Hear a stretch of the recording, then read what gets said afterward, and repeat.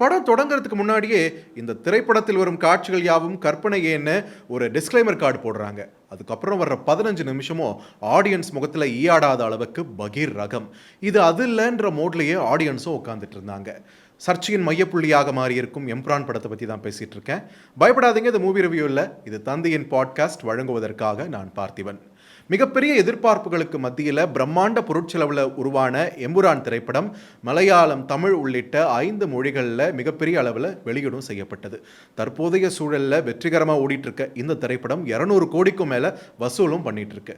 அப்படி சக்ஸஸ்ஃபுல்லாக போயிட்டு இருக்க ஒரு படம் அவசரமாக கடந்த ஞாயிற்றுக்கிழமை கவர்மெண்ட் ஆஃபீஸான சென்சார் ஆஃபீஸ் திறக்கப்பட்டு இந்த படம் மறுபடியும் சென்சார் பண்ணப்பட்டு 24 இடங்களில் கத்திரி போடப்பட்டு ஒரு கேரக்டரோட பேர் மாற்றப்பட்டு ரீரிலீஸ்க்கு தயாராகியிருக்கு. இதே வேளையில் கேரள திரையுலகத்தில் ஒரு அசாதாரண அமைதியும் நிலவுது. தன்னுடைய மகன் பிருத்விராஜுக்கு ஆதரவாக மம்முட்டி தவிர வேற யாரும் வாயை கூட திறக்கல, எங்களுக்கு ஒரு ஃபோன் கூட பண்ணலன்னு தன்னோட ஆதங்கத்தை பிருத்விராஜோட தாயார் மல்லிகா சுகுமாரன் வெளியிட்டதையும் நம்மால் பார்க்க முடிஞ்சது. ஸோ இத்தனை கலைபரங்களுக்கு காரணமான அந்த படத்தோட அந்த முதல் 15 நிமிட காட்சிகளில் அப்படி என்னதான் இருக்கு? படம் பேசும் அரசியல் என்ன? அதை பற்றியெல்லாம் தான் இந்த தொகுப்பில் பார்க்க இருக்கிறோம். படத்தோட ஆரம்பத்திலேயே ஒரு ரயில் பெட்டி எரிக்கப்படுது. அதில் இருந்த இந்து சாதுக்களும் இந்து பக்தர்களும் கொடூரமான முறையில் கொல்லப்படுறாங்க. அதனைத் தொடர்ந்து ஒரு மிகப்பெரிய மத கலவரமே அந்த பகுதியில் வெடிக்குது. அந்த கலவரத்தில் பல்லாயிரக்கணக்கான இஸ்லாமியர்கள் இன்னல்களுக்கு ஆளாகிறார்கள். பல பேர் கொல்லப்படுகிறார்கள் கொடூரமான முறையில். அப்படி இன்னல்களுக்கு பயந்து அங்கிருந்து ஒரு இஸ்லாமிய குழுவினர் தப்பிச்சு போறாங்க. ஒரு இந்து குடும்பத்தினர்கிட்ட அடைக்கலமும் புகுறாங்க. அந்த குடும்பத்தைச் சேர்ந்த பெண் அவங்களுக்கு பாதுகாப்பை உறுதிப்படுத்துறாங்க. ஆனாலுமே மதவெறி கும்பல் அங்கேயும் வருது. அந்த இந்து பெண்ணையும் கொல்லுது. அங்க பதுங்கி இருந்த இஸ்லாமியர்களையும் கொடூரமான முறையில் கொலை செய்யும் காட்சிகளை மிக கொடூரமான முறையில் படத்தில் பதிவு செஞ்சிருந்தாங்க. அது மட்டும் இல்லாம அந்த குழுவில் இருந்த ஒரு இஸ்லாமிய பெண், முழு கர்ப்பவதியாக இருந்த அந்த பெண் பாலியல் வன்கொடுமைக்கு ஆளாக்கப்பட்டு கொல்லப்படுகிறார். இந்த மாதிரியான இந்த கலவரத்தை முன்னின்று நடத்தக்கூடிய ஒரு நபராக கேரக்டரில் அபிமன்யு சிங்னு ஒரு நடிகர் நடிச்சிருக்காரு. ரொம்பவே பயமுறுத்தக்கூடிய ஒரு விஷுவலா அதை காட்டியிருக்காங்க. அந்த கேரக்டரோட பேர் என்னன்னு பார்த்தீங்கன்னா பாபா பஜ்ரங்கி என்று அழைக்கப்படக்கூடிய பல்ராஜ் பட்டேல். ஆனால் பாபா பஜ்ரங்கி அலியாஸ் பால்ராஜ் பட்டேல் அப்படி ஒன்றும் பிரபலமான பேர் இல்லையே. அப்புறம் ஏன் அது பேர் சர்ச்சை ஏற்படுத்துச்சு? எதுக்காக அந்த பேரை நீக்கணும் அப்படின்னு உங்களுக்கு தோணலாம். ஆனால் பாபா பஜ்ரங்கி என்ற பெயரை ஒத்த பாபு பஜ்ரங்கி ஒரு நிஜ நபர். பாபு பஜ்ரங்கி அலியாஸ் பாபுபாய் பட்டேல் குஜராத் கலவரத்தில் ஒரு முக்கிய குற்றவாளியாக அறியப்பட்டவர்.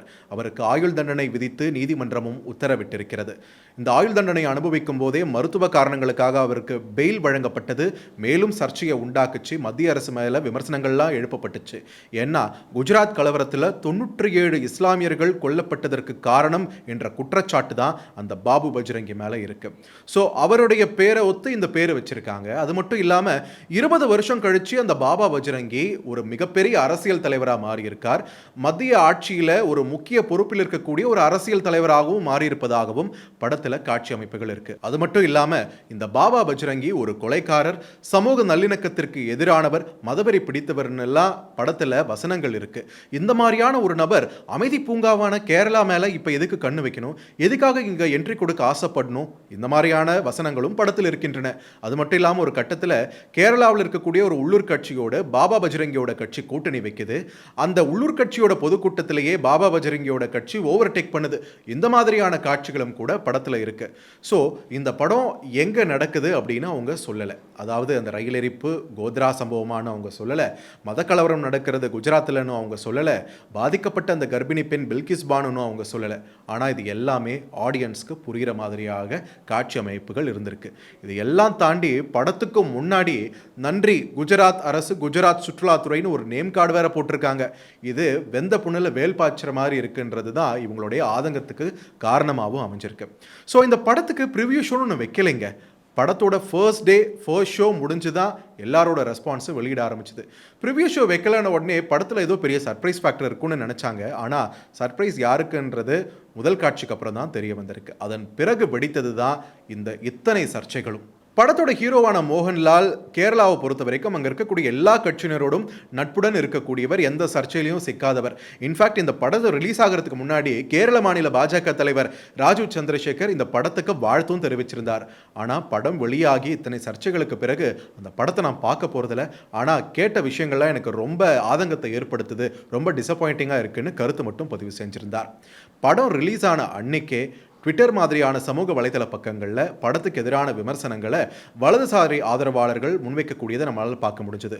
ஒரு பக்கம் மோகன்லாலுக்கு ஆதரவா இந்த லாலேட்டனோட கட்ஸ் கண்டோன்னு சொல்லிட்டு ஃபயர் விட்டுட்டு இருந்தாங்க ஒரு தரப்பினர். இன்னொரு பக்கம் லாலேட்டனோட ஃபில்மில் இது நான் பிரதீட்சிச்சில்லான்னு தங்களுடைய ஆதங்கத்தையும் வெளிப்படுத்திட்டு இருந்தாங்க. இன்னொரு பக்கம் பார்த்தீங்கன்னா சங் பரிவார் அமைப்பு முதல் நாளே இந்த திரைப்படம் ஆன்டி இண்டியன் ஆன்டி ஹிந்து திரைப்படமாக வெளிவந்திருக்குன்னு விமர்சனத்தை முன்வச்சது. ஆனால் பாஜகவை பொறுத்த வரைக்கும் கேரள மாநில அளவில் பார்த்தீங்கன்னா இருவேறு கருத்துக்கள் நிலவனதை நம்மளால் பார்க்க முடிஞ்சது. கேரள மாநில பாஜகவோட துணைத் தலைவர் ரகுநாத் இது ஒரு முட்டாள்தனமான படம், இதை யாரும் பார்க்க வேணாம், இக்னோர் பண்ணுங்கன்னு சொல்லியிருந்தார். இன்னொரு பக்கம் கேரள மாநில பாஜகவோட பொதுச் செயலாளர் ஒரு படத்தை படமாக பாருங்க, அது ஒரு கலைப்படைப்பு அவ்வளோதான், அதுக்குள்ளே இருக்கக்கூடிய அரசியலை பார்க்க வேணாம், புரபகண்டாவை பார்க்க வேணான்னு கருத்தை பதிவு பண்ணியிருந்தார். ஆனால் அடுத்தடுத்த நாட்களில் இந்த விவகாரம் பூதாகாரமாக மாறிக்கிட்டே தான் இருந்தது. இதனைத் தொடர்ந்து தான் இந்த ஆதரவு எதிர்ப்பு குரல்களுக்கு மத்தியில் மோகன்லாலோட ஒரு ஃபேஸ்புக் போஸ்ட் வந்தது.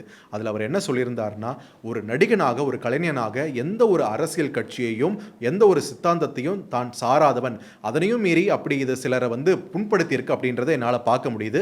அதனால் புண்படுத்தும் வகையிலான அந்த காட்சிகள் படத்திலிருந்து நீக்கப்படும் அப்படின்ட்டு சர்ச்சைக்கு ஒரு முற்றுப்புள்ளியை வைக்க முயற்சி பண்ணார் மோகன்லால். அதை பிருத்விராஜ் ரீஷாரும் பண்ணியிருந்தார். ஆனாலும் விமர்சனங்கள் தொடர்ந்து கொண்டே இருந்தன. பார்த்தீங்கன்னா ஆர்எஸ்எஸ் உடைய நாளேடான ஆர்கனைசர் தொடர்ந்து இந்த படத்தை பற்றியும் மோகன்லால் பற்றியும் பிருத்விராஜ் பற்றியும் விமர்சனங்களை முன்வச்சுக்கிட்டே இருந்தது. ஒரு கட்டத்தில் பிரபல மலையாள திரைப்பட இயக்குனரும் கேரள மாநில பாஜகவின் முக்கிய பிரதிநிதிகளில் ஒருவருமான மேஜர் ரவி பிருத்விராஜ் மேலே ஒரு பகிரங்க குற்றச்சாட்டை முன்வச்சார். அது என்னன்னா, மோகன்லாலுக்கு தெரியாமலே தன்னுடைய அரசியல் சித்தாந்தத்தை பிருத்விராஜ் இந்த படத்தில் புகுத்திட்டார், இதை மோகன்லாலை பொறுப்பாக்க முடியாது, பிருத்விராஜ் தான் அதுக்கு பொறுப்பு, அவர் தான் பதில் சொல்லணும்னு பதிவிட்டிருந்தார். இதுக்கு பதிலளிக்கும் விதமாக பிருத்விராஜோட தாயார் மல்லிகா சுகுமாரன், அவங்களும் கேரளாவில் ஒரு ஃபேமஸ் செலிபிரிட்டி, அவங்க ஒரு ஃபேஸ்புக் பதிவிட்டிருந்தாங்க. என்னோட மகனை பலிக்கடா ஆக்க பார்க்குறாங்க, இந்த படத்தோட கண்டென்ட் ஹீரோ மோகன்லாலுக்கும் ப்ரொடியூசருக்கும் முழுமையாக தெரியும், அவங்க படம் ரிலீஸ்க்கு முன்னாடியே முழுசாக படத்தை பார்த்துட்டாங்க, அப்படி இருக்கும்போது என் மகனை குத்தம் சொல்கிறது எந்த விதத்தில் நியாயம்னு அந்த பதிவில் அவங்க சொல்லியிருந்தாங்க. இந்த நிலையில தான் கேரள மாநில முதலமைச்சர் பினராயி விஜயனே இந்த படத்தை பார்த்துட்டு எக்ஸ் தளத்தில் இதுக்கு ஆதரவாகவும் பதிவிட்டிருந்தார். தேவையில்லாமல் இந்த படத்தை சுற்றி அரசியல் சர்ச்சையை உருவாக்க வேணான்னு அவர் விமர்சனம் பண்ணியிருந்தார். ஆனாலும் விஷயம் ஓய்ந்தபாடில்லை. At the end of the day it's business, இது பணம் சார்ந்த ஒரு விஷயம். அப்படி இருக்கும்போது படத்துக்கு எந்த பாதிப்பும் வரக்கூடாதுன்னா தற்பொழுது இந்த படம் சென்சார் மறுபடியும் பண்றதுக்கு ஒத்துக்கிட்டு 24 கட்டுகளும் பண்ணப்பட்டிருக்கு. எம்புரான் திரைப்படத்தை சுற்றி இவ்வளோ சர்ச்சைகள் போயிட்டு இருக்கப்போ ஒரு துணை சர்ச்சையா இன்னொரு விவகாரமும் வெடிச்சிருக்கு.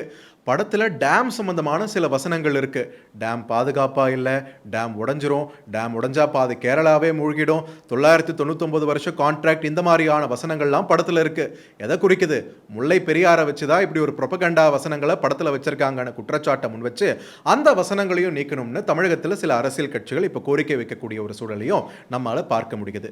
எது எப்படி இருந்தாலும் ஒரு படம் சென்சார் பண்ணப்பட்டு அனுமதிக்கப்பட்டு திரைக்கு வந்த பிறகு இத்தனை அழுத்தங்களை கொடுத்து ரீசென்சார் பண்ணப்படுவது, ரீரிலீஸ் பண்ணப்படுவதெல்லாம் கருத்து சுதந்திரத்துக்கும் நல்லதில்லை, திரைத்துறை வளர்வதற்கும் இது உகந்ததல்ல அப்படின்றது தான் சமூக ஆர்வலர்களுடைய பொது கருத்தாக இருக்கிறது. அவர்கள் எழுப்பக்கூடிய கேள்விகளுக்கெல்லாம் பதில் சொல்ல போவது யார் என்பதை நாம் பொறுத்திருந்துதான் பார்க்க வேண்டும்.